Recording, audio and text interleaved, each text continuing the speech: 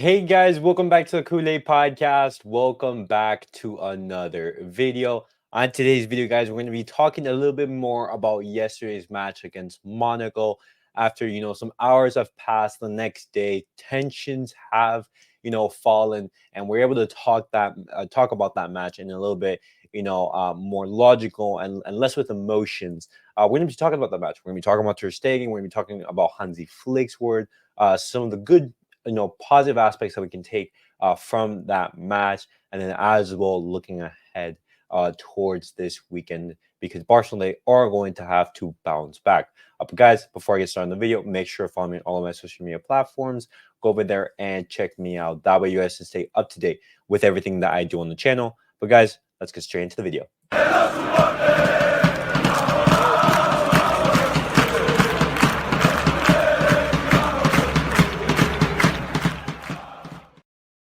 All right, guys, let's get straight into the video. Let's start obviously with Ter Stegen's era because that is where the whole nightmare of yesterday's match began. Ter Stegen makes a mistake right here yet again in a big European night. Ter Stegen passes it out from the back. There's a miscommunication between Ter Stegen and Eric Garcia, who is being pressured right there in the middle of the pitch by Minamino. Now, Eric Garcia, he is running towards Ter Stegen, but Ter Stegen, he delays in his pass. He doesn't pass it to Eric Garcia instantly.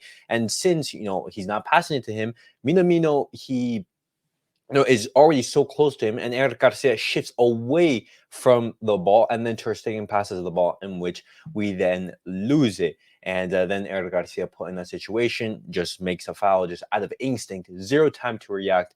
And Barcelona, they go down to 10 men in roughly the 10th minute, and so after that they have 80 minutes left to play with with 10 men. Absolutely disastrous start to the game. But Barcelona, the reaction throughout the game was very good. I thought the team, going down to 10 men, they were competitive. They were able to keep it a close game. Just obviously, you had a player playing against you in Ter Stegen.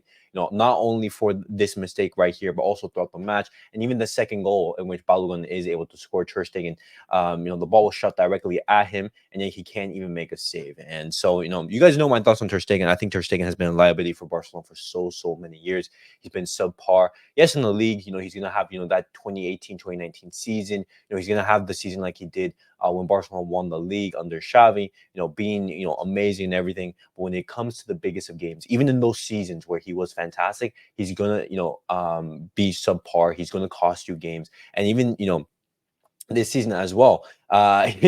He's already costed Barcelona so many mistakes. When we think about even in the games that Barcelona won, the game against Valencia, Barcelona, they were down 1-0. And if, it wasn't Cubarsí saving Ter Stegen, having a goal line clearance, Barcelona go down 2-0 in Mestalla. And it's Ter Stegen's error who leads to that.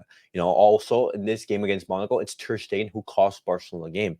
And, I will keep on saying this. Barcelona, they should be looking to get a new goalkeeper because we cannot have a goalkeeper, who basically can't win you games and is costing you games be at Barcelona. And I've as much as Ter Stegen has been good on the ball and he's been, a faithful servant for Barcelona for so many years, he's Barcelona's captain, and his words after the match did not help whatsoever. Blaming Eric Garcia, just pinning it on the miscommunication. No, you need to take some responsibility after the match. And I reiterate, guys, Barcelona, they should be looking for a replacement for Ter Stegen, not someone who can give competition to Ter Stegen. No, we've already been past that. If you won a competition, you were looking at Jasper Cillessen and you were looking at Neto. No, Barcelona, they should be now looking to actively, replace Ter Stegen, a player who's costed and who's been part of Barcelona's horrific nights in the UCL, going all the way back, to the loss against Atletico Madrid, the loss against Juventus, the loss against Roma, the loss against, Liverpool and Anfield, Bayern Munich, Benfica, Inter, so many heavy defeats in European UCL nights or European nights that it's absolutely astounding that Ter Stegen is still here. And I reiterate, Ter Stegen out. I've been saying this since 2019, and I will keep on saying it. Barcelona will not win any European trophies with this Ter Stegen and with Ter Stegen in the team. That Ter Stegen of 2015 is no longer there. Ter Stegen back then had competition in Bravo. The Ter Stegen now is completely different. So many years under his belt, comfortable being the number one goalkeeper. There's no way that Barcelona recover that. And what one of Ter Stegen's biggest attributes was, for example, his ball distribution. But Ter Stegen in yesterday's match, misplaced 17 passes. And even then, what people say, oh, his ball distribution is amazing. Maybe his shot stopping ability needs some work, but on the ball, he can create so much. Look at the amount of times Ter Stegen, misplaced a pass or gave an unsuccessful pass. It's just that even if Ter Stegen is supposed to be good at something, he's not. Look at that, absolute disgusting pass map. And Barcelona in the UCL with Ter Stegen, they've conceded 99 goals in 85 matches. More goals conceded than games. Absolutely abysmal.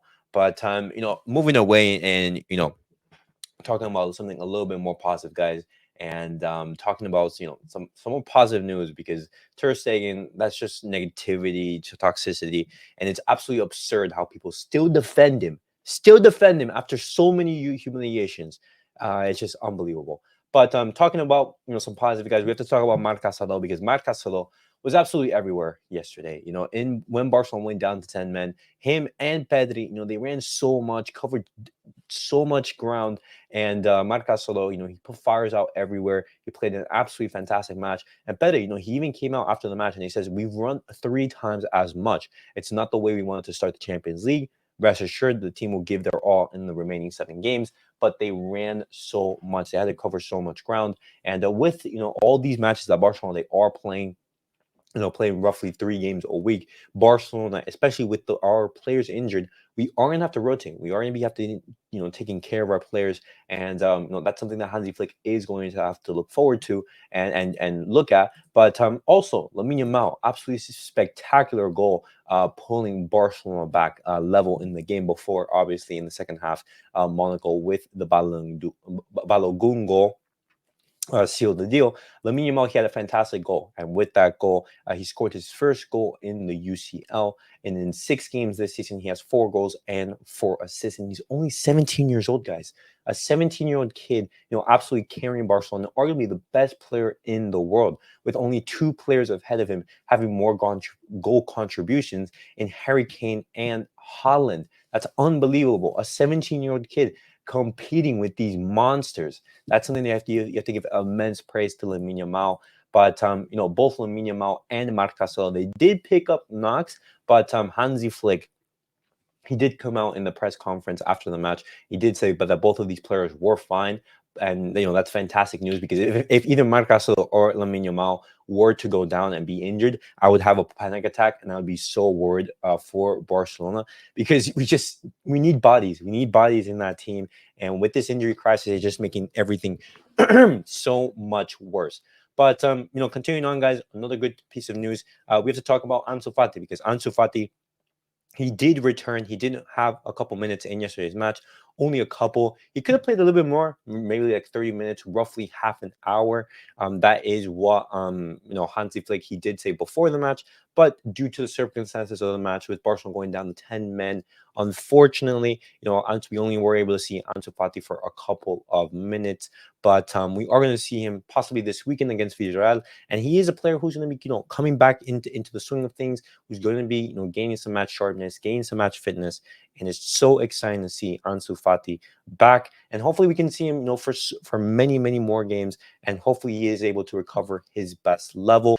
But continuing on, guys, we have to talk about some of Hansi Flick's words after the end of yesterday's match against Monaco, because as we talked about, not everything is doom and gloom. There were some positives to take away from the match. The performances of Marc Casado, Lamine Yamal scoring his first UCL goal, and as well the team's reaction after going down to 10 men, because I still thought that Barcelona remained competitive.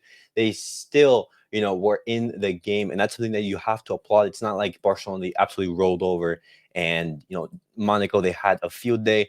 But Hansi Flick, he came out after the game and he said, we tried at all times, but we have to accept that they deserve to win. Now we have to recover and come back stronger. We have 7 more chances. Lamine tried everything he could today.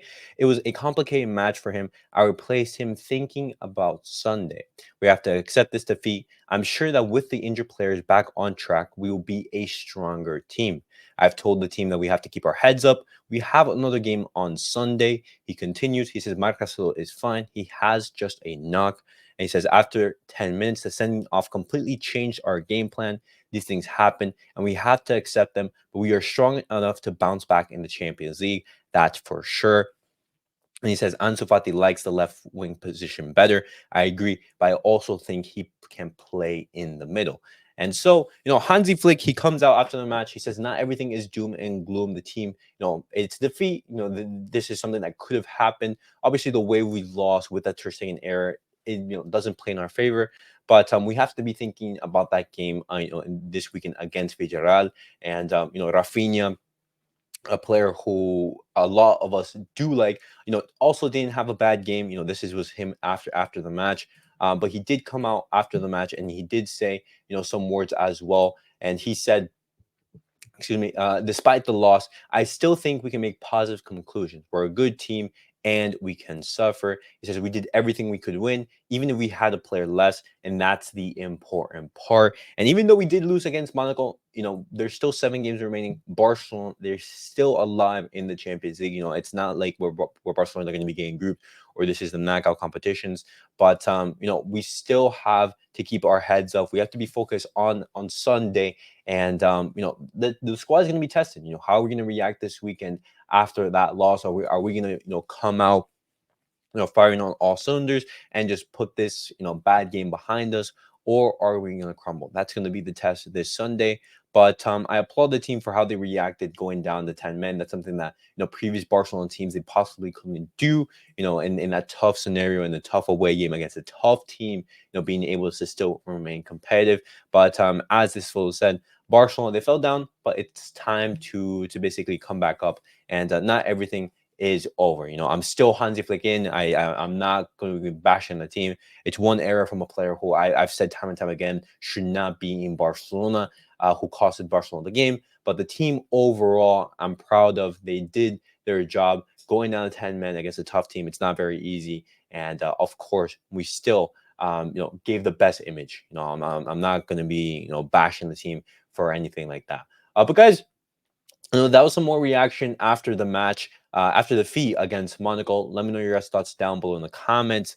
How are you guys feeling, after that game? And as always, guys, thank you guys for watching. Thank you guys for tuning in. Make sure to like, subscribe, and comment. I'll see you guys all in the next video. Peace out, guys.